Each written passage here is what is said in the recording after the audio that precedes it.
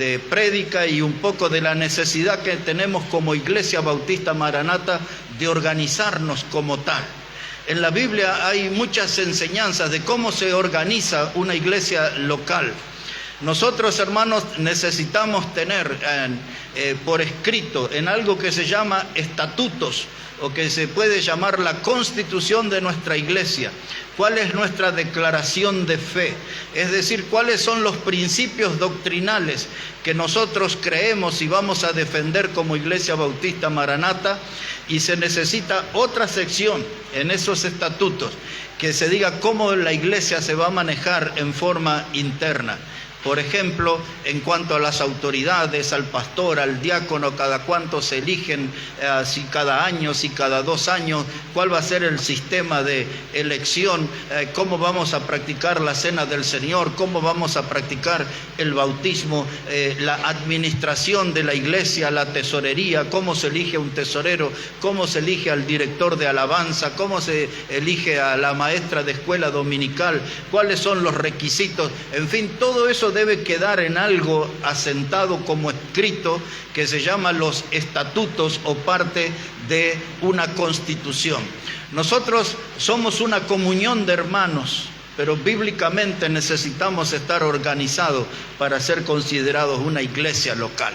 Por ahora tenemos todo, solamente nos falta eso que va a llevar un tiempo. Yo le dije a los hermanos, si nos ponemos a trabajar a partir del mes de enero, nos va a llevar como mínimo 3 meses, estudiar todo eso, asentarlo en papel, tomar las decisiones y empezar a funcionar como iglesia. Cuando nosotros funcionamos como iglesia, en primer lugar empezamos a obedecer al Señor, porque tenemos un lugar donde congregarnos, un lugar donde echar raíces, un lugar donde ser edificados, un lugar donde ser animados, un lugar donde ser desafiados, un lugar donde ser enviados para predicar la palabra de Dios. Entonces, hermanos, la iglesia local es la forma en que Dios ha elegido para manifestar su palabra al mundo. No es cualquier persona como se ha hecho en los últimos años que impusieron la palabra célula. La Biblia nunca habla de células, la Biblia habla de iglesia local. Y lo que está fuera de eso está fuera de la Biblia. Y hay grupos de cristianos aislados por allí que no sabemos ni quiénes son, ni cuáles son los principios con los cuales se manejan. Entonces es bueno tener una declaración de fe escrita. La Iglesia Bautista Maranata, esto es lo que cree, y aquí está. Si alguien quiere sumarse a nuestra comunión, tiene que estar de acuerdo con nuestra declaración de fe. ¿Quién hace la declaración de fe? La iglesia local. Entonces todos nosotros tenemos que estudiar y tenemos que orar y tenemos que volcar en un papel los principios bíblicos. Y eso hay que subrayar, principios bíblicos que nos comprometemos a sostener ante Dios y ante el mundo. Y ahora una mirada entonces para comenzar, Mateo el capítulo 28. Mateo el capítulo 28, versículo 18.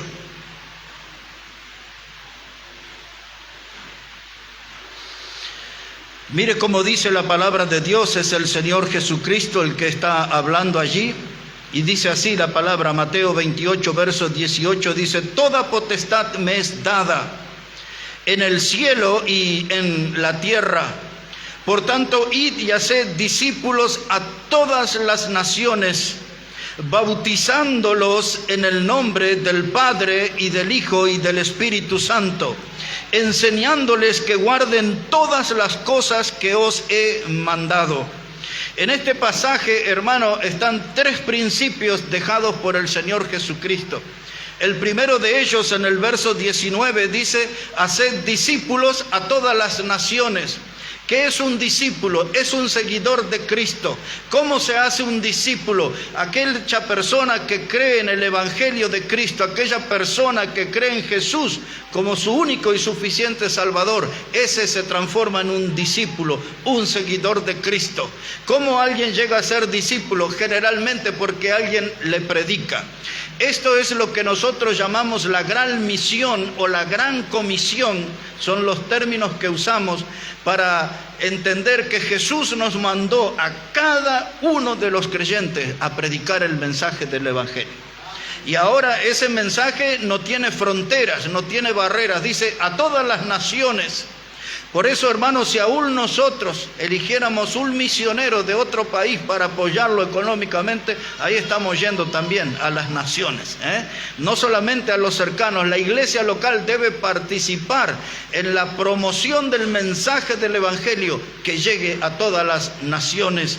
A veces tenemos que estar orando, hemos despertado a la oración al presentar sobre diferentes misioneros, diferentes países. Ayer yo me sorprendí porque aquí en México estaba viendo un matrimonio joven a la Argentina, no sé si ya llegaron o están por venir, y yo no sabía, y eso lo noté recién ayer, y dije, quiero anotar ahí, quiero orar por ese matrimonio. Tenemos que orar, tenemos que ofrendar, y tenemos que ir nosotros llevando el mensaje del Evangelio. Así lo mandó el Señor. Haced discípulos. Y la Iglesia Bautista Maranata, si quiere obedecer a Dios, tenemos que estar en este trabajo, hacer discípulos. ¿Cómo lo logramos? Predicando el mensaje del Evangelio. El segundo paso de la iglesia local dice que tiene que bautizar en el nombre del Padre, del Hijo y del Espíritu Santo. ¿A quién se bautiza? Al que se manifiesta como discípulo, al que manifiesta que ha creído en Jesús como el Salvador y que es un seguidor de Jesús, y ahora él va a dar un testimonio público de su fe pasando por las aguas del bautismo. ¿Quién va a hacer el bautismo? La iglesia local. La Iglesia Bautista Maranata tiene que predicar el Evangelio, tiene que bautizar, del modo que dice aquí, y dice, y enseñar que guarden todas las cosas. Esa es la palabra doctrina. La palabra doctrina es la palabra enseñanza. Cuando usted viene aquí a la iglesia, usted viene a escuchar doctrina bíblica, viene a escuchar doctrina de Dios, no viene a escuchar ideas políticas, pensamientos filosóficos, no. Cuando usted viene a la iglesia, viene a escuchar palabra de Dios, porque este es el mandato: enséñale a que guarden todas las cosas. Ni yo como predicador, ni ninguna otra persona aquí adelante tiene que decirle, usted tiene que estar afiliado a tal partido político o tiene que apoyar a tal partido político, usted tiene que creer en esta idea de la filosofía. No, no, venimos aquí, hermanos, para enseñar que guarden todas las cosas. ¿Cuáles son todas las cosas? Las que están encerradas aquí, desde Génesis hasta Apocalipsis. Eso es. La iglesia local es Biblia y pura Biblia y nada más que Biblia. Pues dado que esto el Señor nos mandó, nosotros necesitamos, esto, hermanos, yo estoy poniendo en el oído de ustedes, pero es una cosa que nos llevará bastante tiempo. Necesitamos nosotros, hermanos, tener una declaración de fe. Necesitamos tener en un papel que la Iglesia Bautista Maranata está en comunión desde el año 2017 y tendremos una fecha donde nos organizamos como iglesia para defender cuál es doctrina. En primer lugar, no voy a decir todas las doctrinas porque no nos iríamos hoy, pero unas 4 o 5 nada más. En primer lugar, nosotros usamos el término la inerrancia de la Biblia. Cuando hablamos de esa palabra inerrancia, es el reconocimiento de que la Biblia en su lengua original, en el idioma hebreo del Antiguo Testamento y en el griego del Nuevo Testamento, es una palabra sin error. Los bautistas a través de la historia hemos creído en algo que se llama el texto receptus o texto recibido. Y esa es la palabra de Dios en la lengua hebrea y griega en el Nuevo Testamento. Y creemos que en sus originales esta es una palabra sin error. Las Biblias que nosotros usamos, incluida la 1960, hay gente que a veces señala tal palabra quiere decir tal cosa o tal palabra no figura en los manuscritos más antiguos. Y nosotros podemos debatir sobre eso, pero sobre lo que no podemos discutir es que la Biblia en su lengua original, en su lengua hebrea y griega, es una palabra sin error. Es la palabra que Dios nos ha dado. Necesito que busquen 2 de Timoteo, capítulo 3. 2 de Timoteo, el capítulo 3, versículo 16.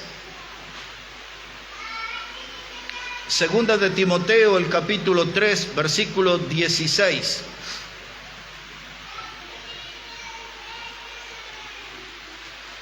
Dice la palabra de Dios de este modo. Dice, toda la escritura es inspirada por Dios y útil para enseñar, para redarguir, para corregir, para instruir en justicia, a fin de que el hombre de Dios sea perfecto y enteramente preparado para toda buena obra. Quiero que ponga una especial atención donde dice la palabra allí, toda la escritura es inspirada por Dios. La palabra inspiración es la palabra soplo o exhalación. Nosotros, hermanos, ahí, cuando vamos al doctor, a veces dice respire y después dice exhale. Esa es la palabra inspiración aquí, exhalar, soplar. Quiere decir que la Biblia fue exhalada por Dios, fue dada por Dios, fue soplada por Dios. Y de ese modo Dios inspiró a sus santos hombres para darnos lo que nosotros tenemos, la Biblia, lo que nosotros reconocemos como los 66 libros que componen la Biblia. Recuerde, la palabra Biblia viene del griego biblos, que significa el libro. Así que nosotros, cuando tengamos nuestros estatutos y tenemos que poner el principio que creemos en la Biblia como la palabra inspirada por Dios, es cierto que Dios usó hombres, alrededor de 40 hombres, no fueron contemporáneos, es decir, no vivieron en el mismo tiempo. La Biblia se escribió en un periodo de casi 1600 años y esta palabra nos llegó a nosotros sin error. ¿Cómo pudo ser posible eso? Porque es la palabra de Dios, fue soplada por Dios. Esto aquí no es un mensaje de hombre, esto aquí no son escritos de hombres sueltos, sino que de hombres que Dios usó, hermano, para soplar su palabra, exhalar su palabra, y hoy tenemos la Biblia. Cuando lleguemos a este punto un día vamos a estudiar todo, cómo nos llegó, inclusive a cómo nos llegó en nuestra lengua española, que llevó casi 30 años la traducción, esta que nosotros conocemos como Reina Valera, la palabra de Dios. Otro tema que necesitamos acerca de la Biblia es la preservación de la Biblia. Mucha gente se pregunta, dice, ¿y cómo yo sé que esa Biblia es la palabra de Dios? Bueno, quiero solamente recordarles algo que nuestro Señor Jesucristo dijo. Él dijo que los cielos y la tierra iban a pasar, pero su palabra no iba a pasar. Mateo 24:35, el Señor deja ese principio asentado. Quiere decir que la existencia de la Biblia no dependía de hombres. El cuidado de esta palabra, usamos la palabra preservación, fue preservada por Dios y Dios dio la garantía. Dijo, el cielo y la tierra pasarán, mi palabra no pasará. Ahora, ¿por qué si Dios nos dio esta revelación necesitamos tener escrito todo esto? Porque ahí hay mucha gente que se para en púlpitos y dice, Dios está revelándome. Eso en el mundo de la teología se llama la revelación adicional. Quiere decir que fuera de la Biblia hay otro sistema de revelación. Pero si nosotros creemos que toda la Escritura es inspirada por Dios, entonces la revelación de Dios terminó en el libro de Apocalipsis. Muchos de estos hombres se paran en el púlpito y dicen, Dios me está revelando para usted ahora, y le señalo a la persona y hasta a veces doy el nombre que supuestamente no lo conozco, y eso no tiene nada que ver con la revelación bíblica. La revelación de Dios terminó en el libro de Apocalipsis y ahora Dios nos habla a usted y a mí a través de una palabra revelada. Dios no necesita un intermediario hoy como esos que dicen, Dios me dijo que le diga a este pueblo. Yo lo que le tengo que decir al pueblo es la revelación escrita, la que ya está aquí. No hay nada nuevo. No hay nada nuevo que me aparezca en un sueño, en una visión, después de tomar un litro de vino o de comerme 2 platos de tallarines. Todos tienen sus sueños. Pero no, hermano, la revelación de Dios es la que está contenida aquí en la Biblia, de Génesis a Apocalipsis. No hay más revelación de Dios. Hoy Dios nos habla por su palabra y aquí hay 66 libros que Dios utiliza para hablar a nuestras vidas. Toda la Escritura es inspirada y fuera de esta Escritura no hay nada que sea inspirado por Dios. Por eso los bautistas a través de la historia hemos creído en la Biblia como nuestra única regla de fe y práctica. Usamos esa frase, esa expresión. Es la Biblia y nada más que la Biblia. Ella es nuestra única regla de fe y práctica. Si la Biblia no lo dice, no lo creemos. Y así es, hermano. Dios nos ha dado su palabra, Dios nos ha dado la preservación de su palabra y Dios nos ha dado esta palabra como autoridad. Los hombres no pueden manejar una iglesia local, los hombres no pueden manejar la doctrina a su antojo o a su gusto. La doctrina debe ser como Dios nos dijo. La doctrina, hermano, Dios la puso para que sea predicada, practicada y defendida. Y en eso tenemos que andar nosotros como iglesia. Predicar la doctrina de Dios, la palabra de Dios. Aplicar a nuestra vida, practicar en nuestra vida. La palabra de Dios, hermano, está para ser predicada, practicada, y tenemos que defender la palabra de Dios. Son muchos en estos días de apostasía que siembran dudas sobre la palabra de Dios. Muchos son también los que humillan la palabra de Dios. La descartan de los púlpitos y ellos hablan de sus supuestas revelaciones. Este predicador, de acuerdo a lo que hemos creído los bautistas en estos 2000 años, yo predico la Biblia y nada más que la Biblia.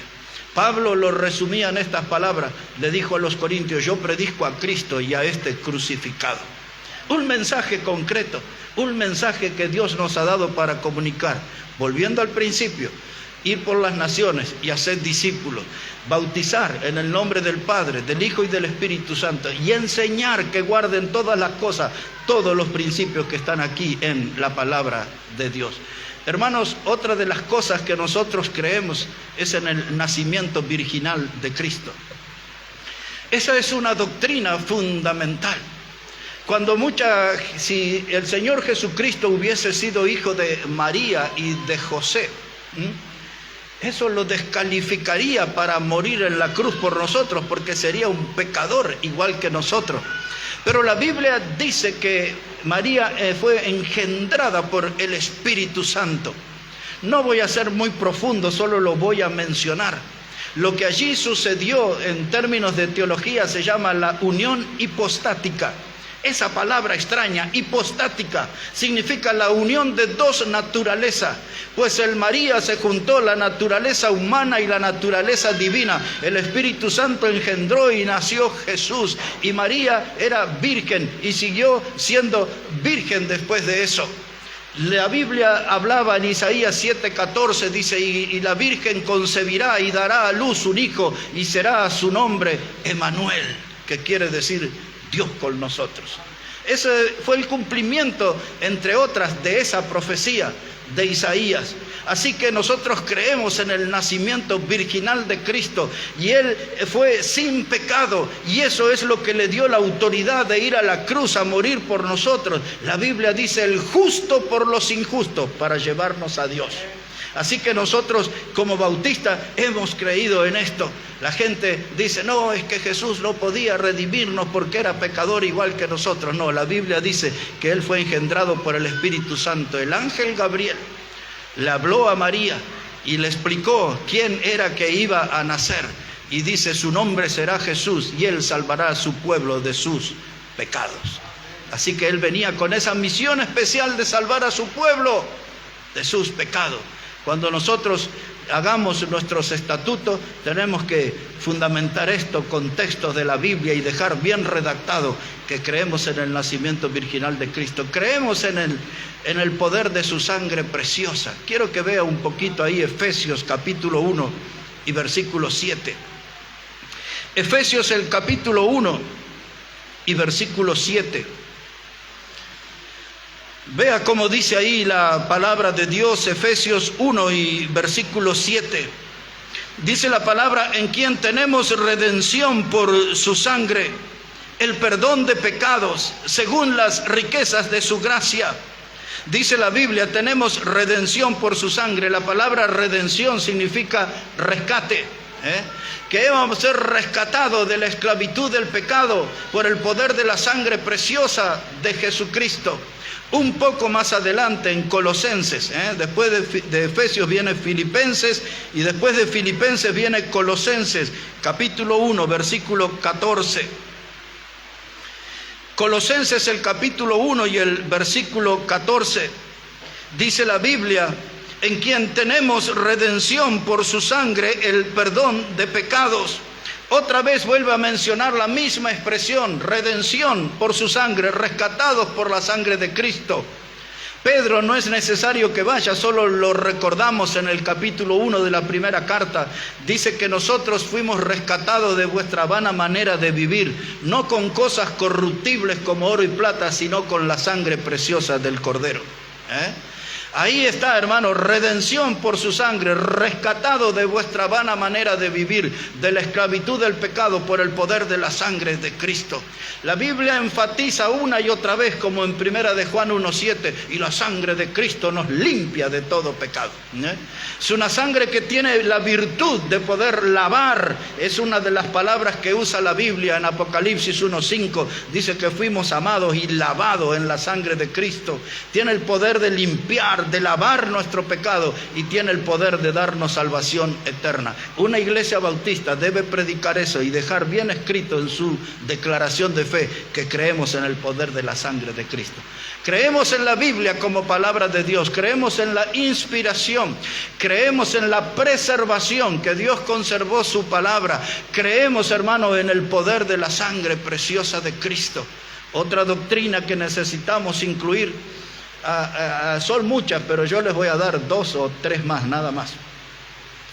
Es, hermano, en la resurrección corporal de Cristo. Muchos son los que se han levantado para decir de que Cristo no resucitó corporalmente. Inclusive en los propios días vinieron los sacerdotes allí y le ofrecieron dinero a los soldados para que dijeran que ellos habían dormido en la guardia, y vinieron sus discípulos y robaron el cuerpo. Esa fue una de las maniobras que hicieron para tratar de negar de que Cristo había resucitado. Pero la Biblia, a través de los distintos evangelios, ofrece detalles de la sepultura. Aquella sepultura que era de José de Arimatea y que junto con Nicodemo pusieron el cuerpo del Señor en aquella tumba en la piedra. Y allí, hermano, esa tumba al tercer día fue abierto y Cristo resucitó. Y dice que cuando a las mujeres miraron, allí estaban todos los lienzos, la vestimenta, todo ordenado. El Señor Jesucristo acomodó su cama y se levantó de entre los muertos al tercer día, como dice la Biblia. Por eso vimos el sábado de la semana pasada en la prédica, 1 Corintios 15, del 1 al 5, que Cristo murió conforme a la Escritura. Dice, fue sepultado conforme a la Escritura y resucitó conforme a la Escritura. Hace algún tiempo alguien me dijo, ¿no era suficiente con poner que Cristo murió y resucitó? No, no era suficiente, había que poner que fue sepultado, porque Él murió verdaderamente. Hay muchos que dicen, no, Él no resucitó, no, Él no murió. Sí, Él fue a la cruz y murió por nuestros pecados. Fue una muerte real, no fue un desmayo como algunos salieron a sugerir. Él murió, su cuerpo fue herido y molido por nuestro pecado, fue llevado a la tumba, y cuenta Hechos de los Apóstoles, capítulo 2, verso 22 hasta el final, que la muerte no pudo retenerle y el Señor salió triunfante de entre los muertos. Pues nosotros como Iglesia Bautista, si creemos eso, tenemos que ponerlo bien documentado en un papel, con todos sus textos. Creemos en el regreso corporal de Jesucristo también. Creemos que cuando el Señor dice que Él va a venir en las nubes para buscar a la iglesia que compró con su sangre, creemos que eso es un hecho literal. Hay muchos que piensan que eso es una doctrina que solamente se puso allí como en una forma alegórica. No, Él vendrá en forma corporal. Dice allí Hechos capítulo 1, verso 9 a 11, cuando estaban los discípulos, y dice que se le aparecieron 2 varones de vestiduras blancas y les dijeron, dice, ¿qué estáis mirando al cielo? Dice, este mismo Jesús, así como lo habéis visto ir, regresará. Vamos a ver ese texto, quizás ustedes no lo tengan muy presente. Hechos, el capítulo 1. Hechos de los Apóstoles, el capítulo 1, versículo 9. Hechos 1, versículo 9. Dice la palabra de Dios, y habiendo dicho estas cosas, viéndolo ellos, fue alzado, y le recibió una nube que le ocultó de sus ojos, y estando ellos con los ojos puestos en el cielo, entre tanto que él se iba, he aquí se pusieron junto a ellos 2 varones con vestiduras blancas, los cuales también les dijeron, Varones Galileos, ¿por qué estáis mirando al cielo? Este mismo Jesús que ha sido tomado de vosotros al cielo, así vendrá como le habéis visto ir al cielo. No fue en forma espiritual, fue en forma corporal. Ahí está, y los varones que son ángeles dijeron, este mismo Jesús. ¿Y cómo sabremos cuando Él venga que es el mismo Jesús? Porque veremos sus manos todavía marcadas por los clavos que le aferraron a la cruz, sus pies marcados por los clavos que le aferraron a la cruz, por la sangre preciosa, por el costado abierto, por la lanza del soldado romano mientras Él estaba en la cruz. El mismo Jesús es inconfundible, sabremos que es Él vendrá por nosotros. Pues cuando tengamos nuestro estatuto hay que poner este y otra serie de textos que son los que sostienen esta creencia. Él vendrá, no en forma espiritual, vendrá en forma corporal. El Cristo resucitado se manifestará para buscar a la iglesia, es decir, a todos los que hemos creído en Él como nuestro Salvador. Necesitamos poner en ese documento de la declaración de fe lo que creemos en cuanto a la salvación. Pues hoy en día se predica algo que se llama pluralismo teológico. ¿Qué es esa cosa extraña? Pluralismo teológico. Esos son grupos de personas que creen que hay diferentes caminos de llegar al cielo, que hay diferentes maneras de ser salvo. Sin embargo, nosotros necesitamos dejar asentados textos como el que Jesús dijo en Juan capítulo 14, verso 6, yo soy el camino, la verdad y la vida, y nadie viene al Padre si no es por mí. Por lo tanto, nosotros no adherimos al pluralismo teológico, solamente creemos en un modo de salvación, solamente creemos en un solo camino, y ese es Jesucristo. En Hechos 4, verso 12 dice que no hay otro nombre bajo el cielo dado a los hombres en que podamos ser salvos, solamente en Jesús. Así que no vengan con esas cosas raras del pluralismo teológico. Y ahora, ¿qué es la clase de salvación que Dios nos da? Yo todo esto, hermano, estoy poniendo en su oído. Cuando llegue el momento, todos estos temas, cada uno de estos nos llevará algunas horas de estudio. Y hermanos, la salvación que Dios ofrece es una salvación eterna. Sin ir más lejos, solamente al corazón de la Biblia, dice el Evangelio de Juan, capítulo 3 y verso 16. Dice el Señor Jesucristo, dice que Dios nos ha dado a su Hijo unigénito para que todo aquel que en Él cree no se pierda, mas tiene vida eterna. Si usted es salvo, usted tiene vida eterna. La vida eterna no es algo que usted consigue. La vida eterna no es algo que se logra por méritos propios. La vida eterna es algo que recibimos por gracia de Dios. El favor y el merecido de Dios es que nosotros, siendo pecadores, Cristo murió por nosotros y nos dio una salvación que es eterna. Si es eterna, es para siempre. Si es eterna, es algo que no se termina, que no acaba, que no tiene fin. Esa es la salvación que Dios da en la persona de Cristo. ¿Por qué muchos predicadores asustan a la gente y hablan, hermanos, de que la salvación se pierde o que puede perder la salvación? Con cosas ridículas. Hemos oído predicadores decir, si usted no da el diezmo puede perder su salvación. No hay ningún texto en la Biblia que diga eso. Yo no soy salvo por mis diezmos, yo soy salvo por la obra de Jesucristo en la cruz. Hay otros que dicen, si usted no participa de las jornadas de ayuno y oración, usted va a perder su salvación. No hay ningún texto en la Biblia que haga de eso, ni siquiera habla de que es algo obligatorio y el ayuno y la oración, aunque son cosas muy buenas. Son cosas muy buenas, pero no hay allí, hermanos, un documento o un texto en la Biblia que diga, esto es obligación para cada cristiano. Pero algunos usan esas cosas para amenazar a la gente con la posibilidad de perder su salvación. Mi salvación descansa en Cristo. El que en Él cree no se pierde, tiene vida eterna. Y en nuestro documento eso tiene que quedar ahí bien claro. Un último doctrina. Hay muchísimas más, hermano. Es que hay un cielo real, pero hay un infierno literal. Son muchos los que piensan que el infierno es una figura alegórica.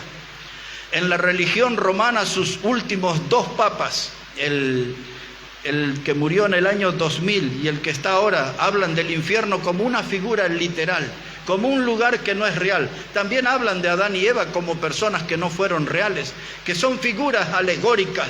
Pero la Biblia habla de un Edén real, habla de Adán y Eva real. Ellos, hermanos, son los padres de la naturaleza caída, que el pecado tiró abajo. Pero también Dios proveyó el nuevo Adán, dice la Biblia, que este es celestial y es Cristo Jesús. Y en el nuevo Adán nosotros también podemos resucitar. Eso tiene que leerlo en 1 Corintios capítulo 15. Ahí habla del nuevo Adán, o postrer Adán, es la palabra que usa la Biblia, postrer Adán. Hermanos, el infierno es literal. El infierno es el lugar donde Jesús dijo que el gusano nunca muere y el fuego nunca se apaga. Y lo ha dicho tantas veces, como por ejemplo el Marcos 9 del verso 43 al 48, 3 veces menciona en ese tramo de la Escritura Jesús que el infierno es el lugar donde el fuego nunca se apaga y el gusano nunca muere. En el libro de Apocalipsis encontramos una referencia al infierno como el lago que arde con fuego y azufre. Nosotros como bautistas, los enemigos se burlaban de nosotros llamándonos los predicadores de fuego y azufre. Siempre se burlaron de nosotros y nos pusieron ese apodo. Ahí están los predicadores de fuego y azufre. Pues debemos predicar eso porque la Biblia habla de un infierno literal, pero también habla de un cielo que es real. Un cielo que Dios preparó y que Jesús dijo en el Evangelio de Juan capítulo 14, los primeros 3 versículos: en la casa de mi Padre muchas moradas hay. Si así no fuera, yo lo diría, pero voy pues a preparar lugar para vosotros. Hay un cielo literal, hay mansiones celestiales prometidas por Jesús y los bautistas creemos eso. Bien, hermanos, tenemos un montón de doctrina. No dije nada sobre el Espíritu Santo, por ejemplo. No dije nada sobre ángeles, pero tenemos un montón de doctrina. No he dicho nada sobre el diablo. Pero nosotros en un documento tenemos que poner: la Iglesia Bautista Maranata cree en esto, esto, esto y esto. Y tiene que estar todo escrito y respaldado por textos de la Biblia. Eso es lo que nosotros llamamos una declaración de fe.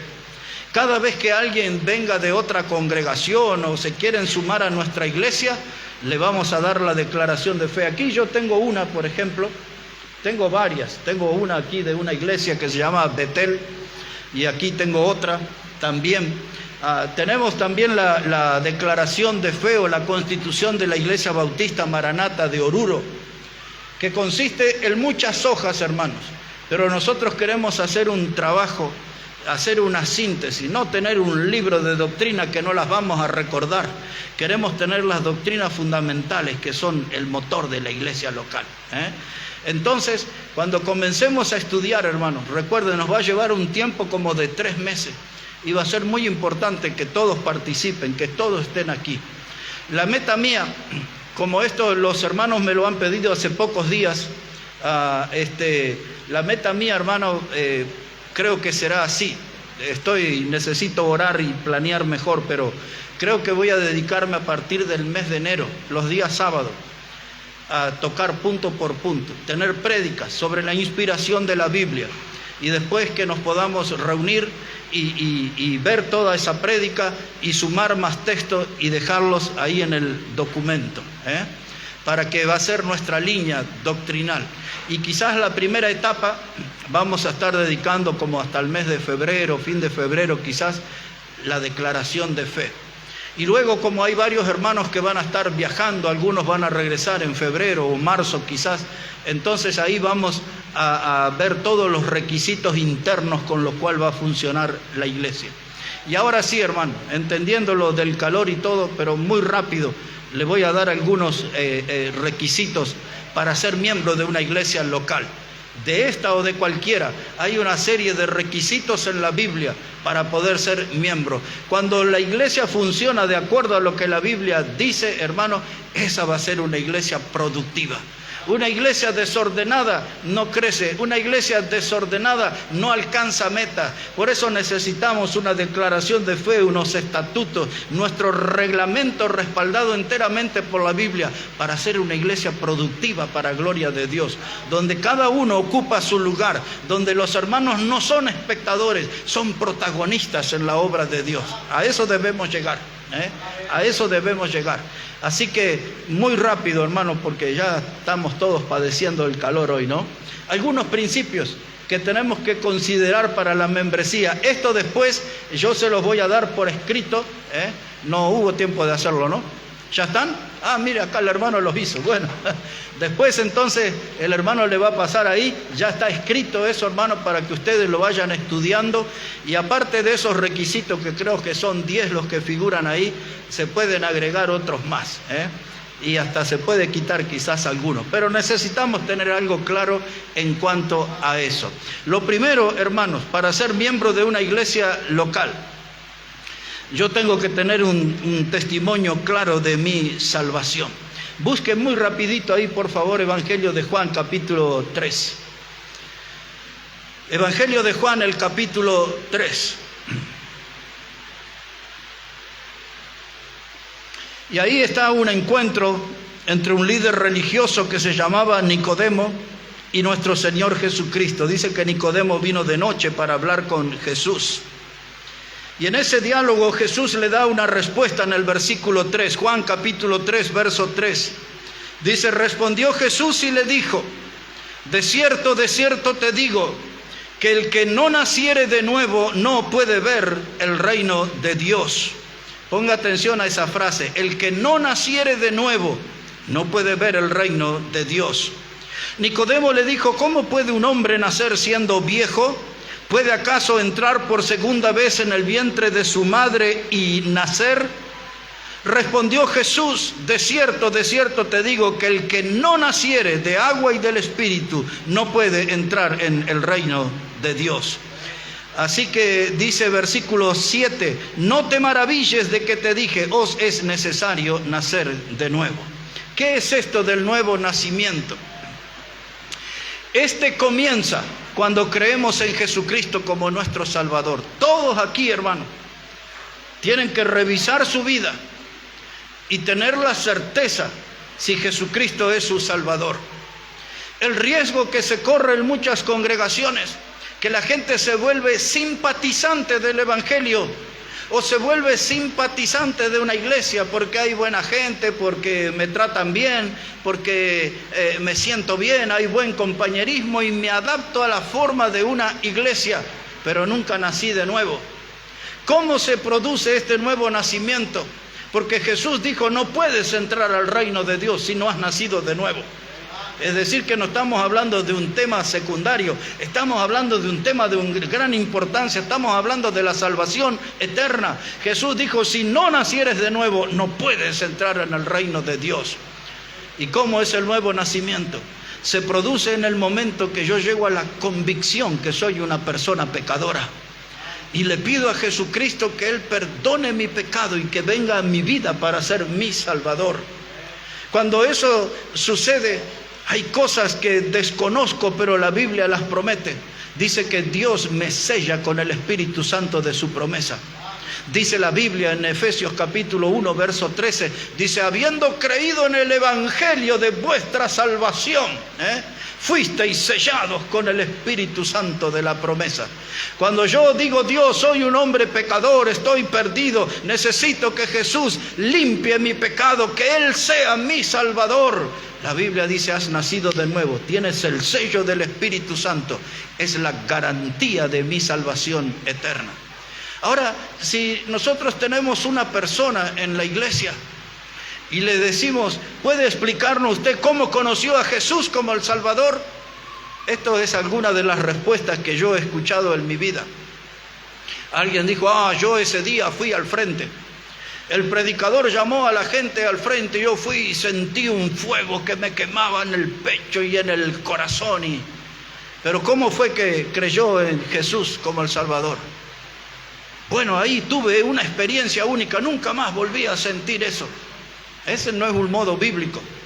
Alguien me dijo una vez, allí en Lugano nos conocimos en un restaurante y él dijo que era un predicador y cuando yo estuve hablándole sobre su salvación, le dije, ¿cómo fue salvo usted? Y él me dijo, no me va a creer, pastor, dijo él. ¿Y cómo fue?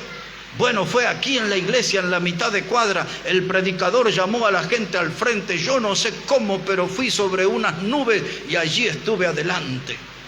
Pero ¿y cómo fue salvo? Esa experiencia que tuve fue una... Y yo le dije, de verdad que no le puedo creer.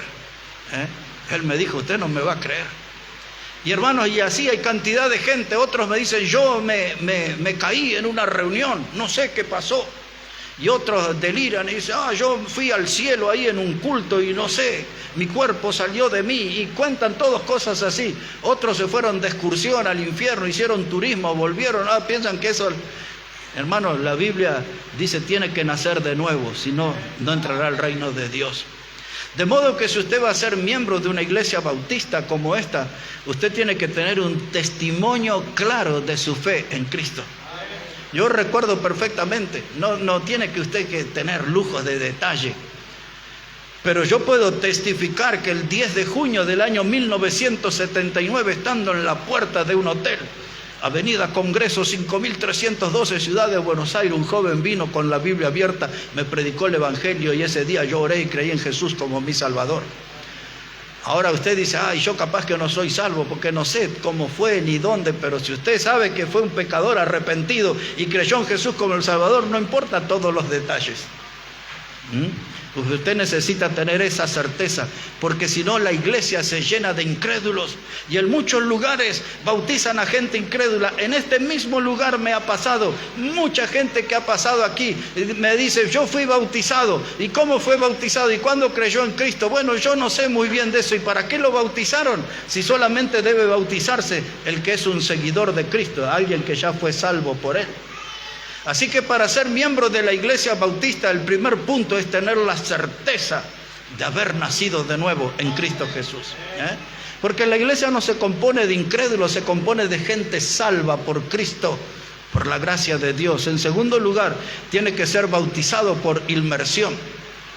Ninguna iglesia acepta a una persona como miembro si no es bautizada por inmersión. Inmersión quiere decir que debe sumergirse su cuerpo en agua.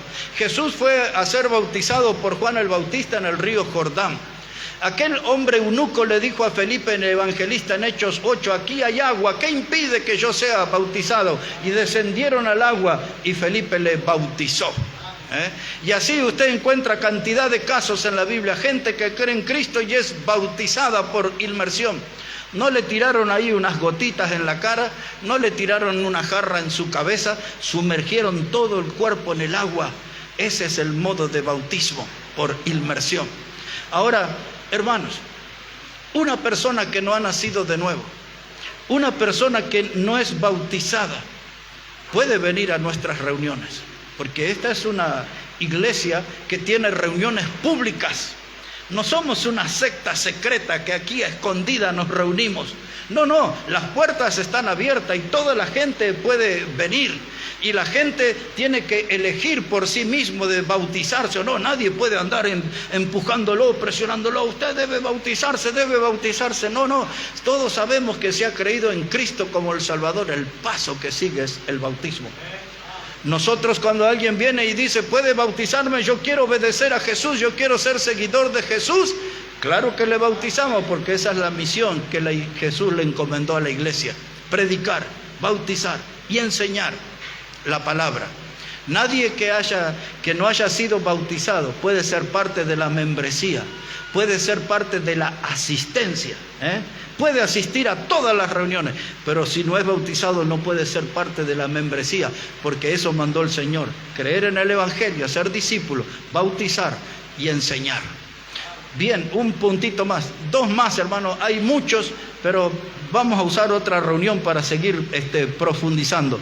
Por ahora, como les dije, era algo que quería poner en sus oídos, nada más.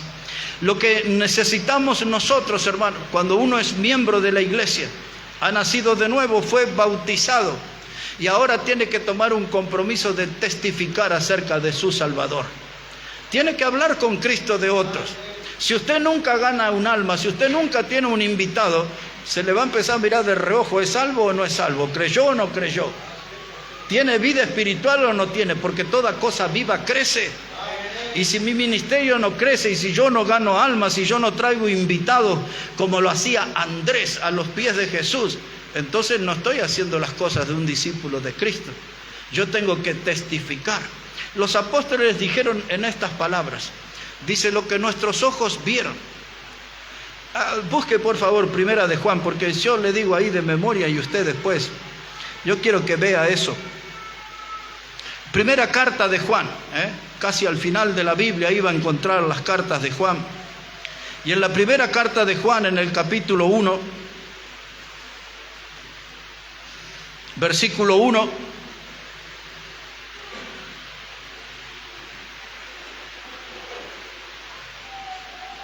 ¿ya lo encontró, hermano?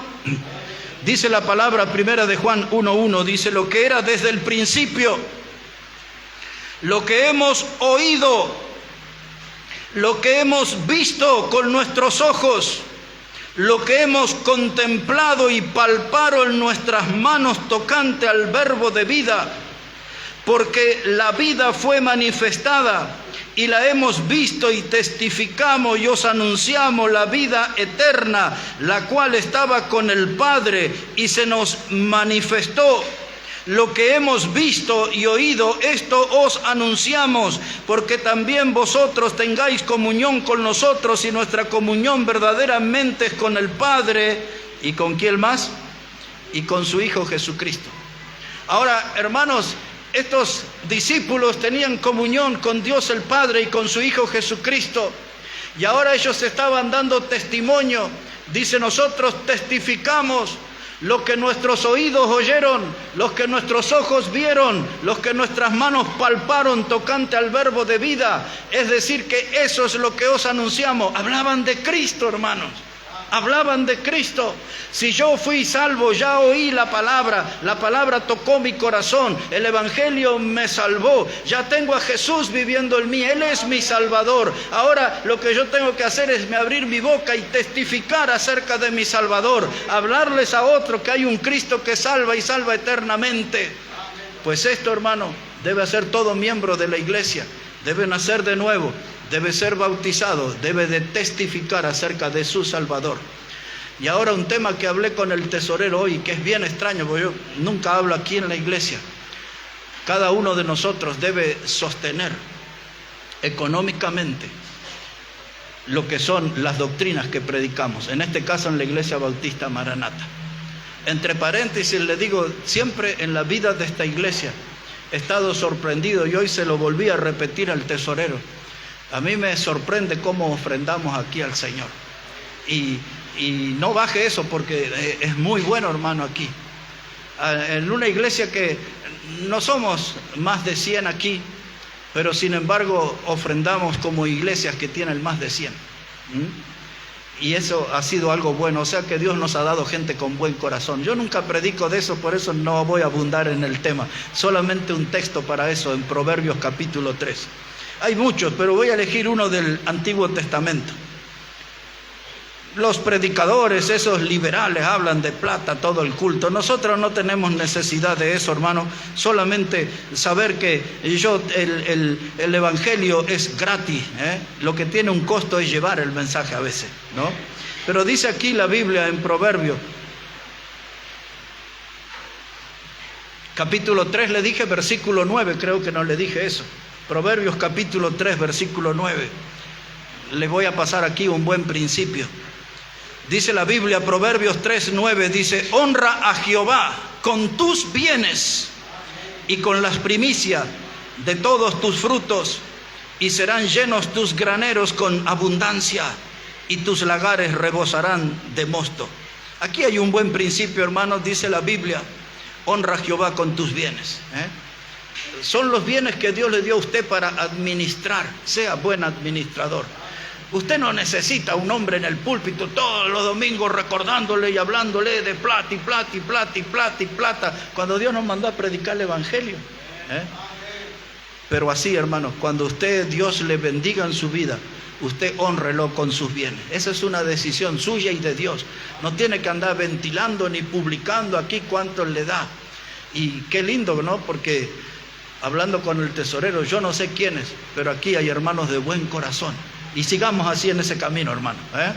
Y ya cierro ahí el tema ese, porque a mí me gusta hablar del Evangelio, no de lo material. Pero ahí está el principio: honra a Jehová con sus bienes. Último punto, hermano, hay muchos más, pero el calor es muy intenso, ¿verdad? Un último punto nada más, por favor. Busque ahora ahí en su Biblia, en Timoteo. Quiero hablarle allí en segunda de Timoteo. Segunda carta a Timoteo,